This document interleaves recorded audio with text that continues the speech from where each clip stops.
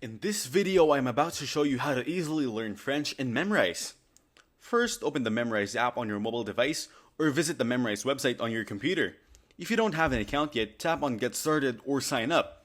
You can create an account using your email address or sign in through Google or Facebook.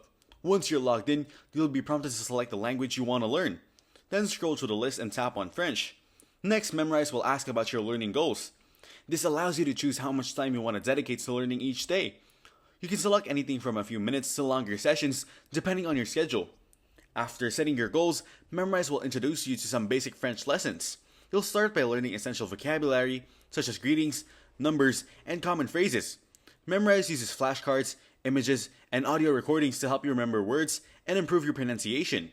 As you progress, you will learn more advanced topics, including grammar rules, sentence structures, and useful conversational phrases. The app also provides practice exercises to help reinforce your learning and improve your listening and speaking skills. If you want to unlock additional features like offline access or extra exercises, you can subscribe to Memrise Pro. To make learning French easier, try to practice regularly. You can track your progress and adjust your learning goals anytime in the settings menu. Thanks for watching. Don't forget to like and subscribe.